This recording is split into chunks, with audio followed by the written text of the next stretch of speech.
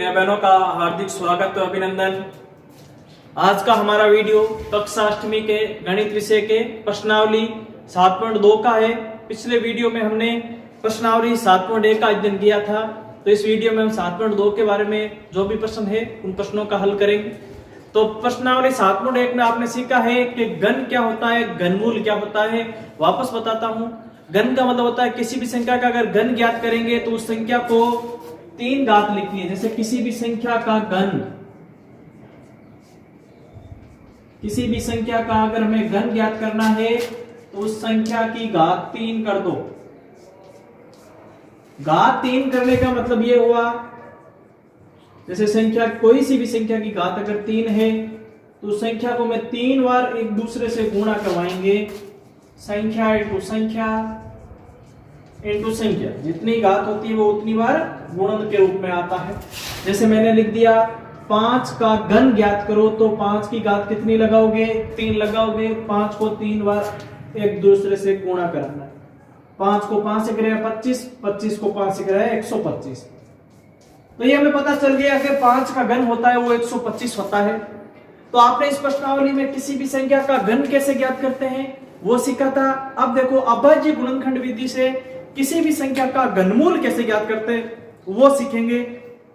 तो हमने अभाज्य गुणनखंड विधि का प्रश्नावली 6 में अध्ययन किया था। प्रश्नावली 6 में हमने वर्ग व वर्गमूल का पता लगाया था और इस प्रश्नावली में हमें घन व घनमूल का पता लगा रहे हैं। तो वर्ग व वर्गमूल में किसी भी संख्या का वर्ग करते हैं तो उस संख्या को 2 घातों के रूप में व्यक्त किया जाता है। किसी भी संख्या का घन करते हैं तो उस संख्या को 3 घातों के रूप में व्यक्त किया जाता है।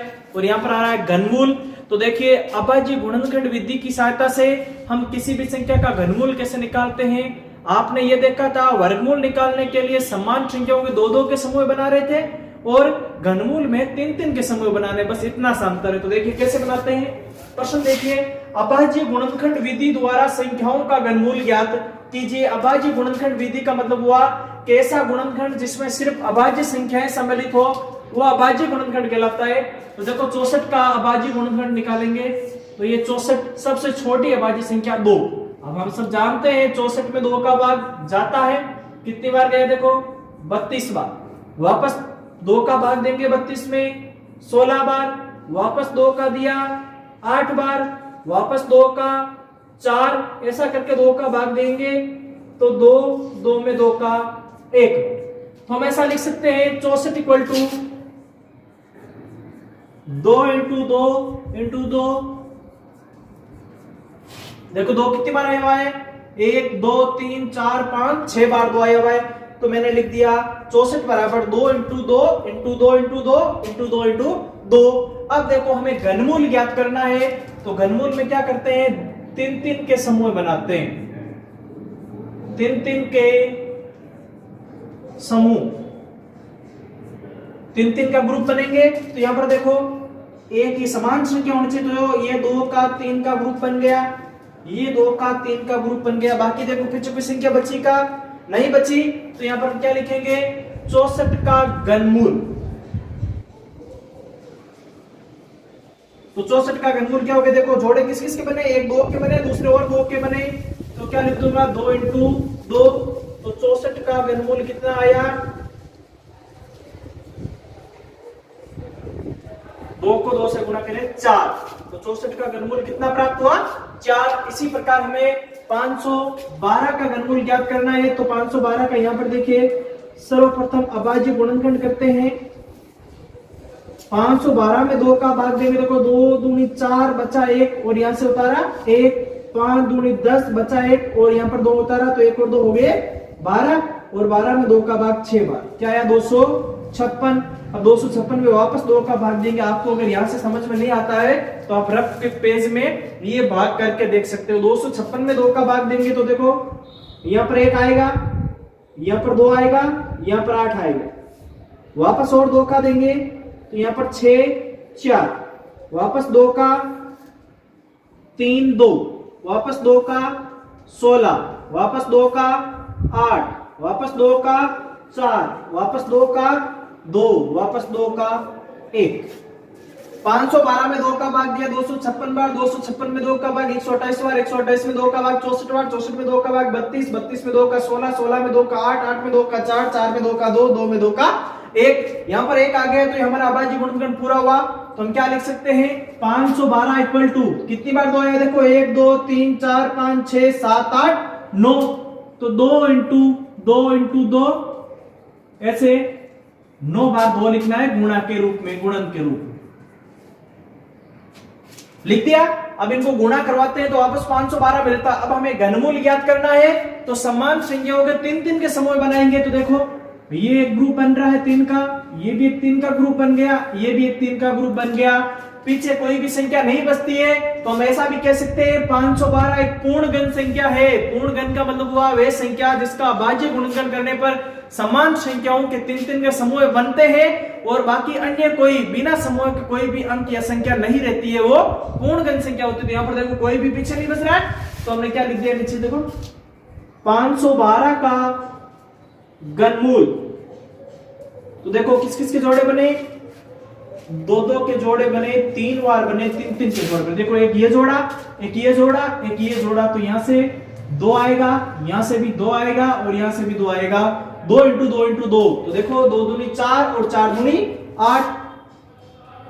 तो 512 का घनमूल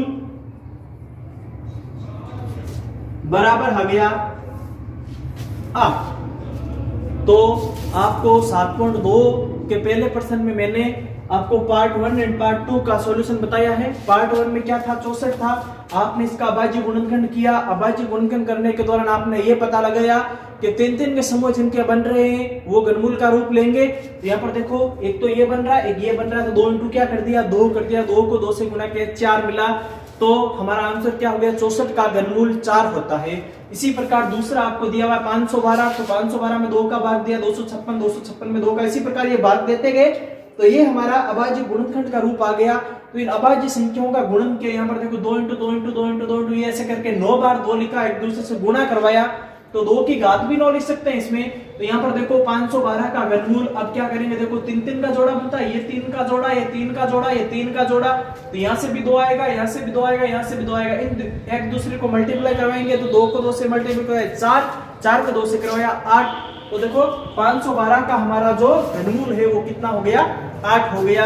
अब आपको कभी कभी प्रश्न में ये आ जाता है क्या ये संख्या घनमूल है या नहीं है, क्या ये संख्या पूर्ण घन है या नहीं है। तो पूर्ण घन तभी होती है जब उसका घनमूल एक पूर्णांक के रूप में प्राप्त होता है, और पूर्णांक के रूप में तभी प्राप्त होता है जब किसी भी संख्या का अभाज्य गुणनखंड करेंगे तो 3 के समूह बन जाए, बाकी कोई संख्या अलग नहीं रहे, वो संख्या पूर्ण घन संख्या होती। ठीक है, तो देखिए पहले प्रश्न में आपको पार्ट 1 एंड पार्ट 2 मैंने आपको बताया है।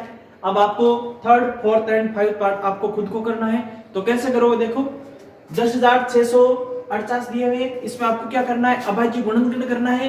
पहले देखोगे 2 का भाग जाता है नहीं जाता है। अब इस संख्या से हम परिचित है, इसका इकाई क्या है 8 है, तो 2 का भाग जाएगा, 2 का भाग दोगे फिर और 2 का दोगे, जब तक 2 का देते रहोगे तब तक भाग जाता है। ऐसा करके सिर्फ अभाज्य संख्याओं का ही भाग देना है। और अभाज्य संख्या के आधार पर देख लीजिए अभाज्य संख्या कौन कौन सी होती है। अभाज्य गुणनखंड में अभाज्य संख्या ही सम्मिलित होती है। अभाज्य संख्या का मतलब होता है ऐसी संख्याएं जिनमें स्वयं वे एक के अलावा किसी का भी भाग नहीं जाता है, उस संख्या कहते हैं अभाज्य संख्या। तो देखो 2 है, 2 में 2 का भाग जाता है, 1 का भाग जाता है, लेकिन किसी और का भाग नहीं जाता है। इसी प्रकार 3 है, 3 के बाद में हम देखा जाए तो 4 की बात करें तो 4 में देखो 2 का भाग जाता है, 1 का भाग जाता है और 4 में 4 का भी भाग जाता है। तो खुद के अलावा 2 का भाग चला गया ना, तो 4 एक अभाज्य संख्या नहीं है, 4 एक भाज्य संख्या है। भाज्य का मतलब हो गया जिसमें 2 या 2 से अधिक जिसके गुणनफल गुणनखंड हो वो क्या कहलाती है भाज्य संख्या। तो अभाज्य संख्या की बात की जाए तो सबसे छोटी अभाज्य संख्या 2, फिर 3, फिर 5, फिर 7, फिर 11, 13, 17, 19 ऐसे करके ये अभाज्य संख्याएं होती है। तो हम पहले 2 का देंगे, 2 का नहीं जाएगा तो 3 का देंगे, 3 का नहीं जाएगा तो 5 का देंगे। और ये भाजकता के नियम का वीडियो आपको दर्शाया हुआ है, दिखाया हुआ है मेरा, उस वीडियो में आप देख सकते हो। मैंने बताया हुआ है 2 का, 3 का, 5 का, 7 का, 11 का, इनका भाग कैसे जाता है। संख्या को देखने पर हमें कैसे पता चलेगा कि इसमें 2 का, 3 का, 5 का, 7 का, 11 का कैसे कैसे भाग जाता है। संख्या को देखते ही पता लग जाना चाहिए, क्योंकि संख्या को देखते ही पता लग जाएगा तो हमारा समय बर्बाद नहीं होगा। हम संख्या को देख के पता लगा रहे कि इसमें भाग जाएगा या नहीं जाएगा। तो ऐसे ही आपको करना है। ये तीसरा, चौथा, पांचवा, ये तीनों प्रश्न आपको गृह कार्य के रूप में करना है, कॉपी में काम करना है। और जो कोई भी समस्या है इस प्रश्नावली में तो आप कमेंट बॉक्स में जरूर बताएंगे, आपके समस्या का जरूर समाधान करेंगे। धन्यवाद।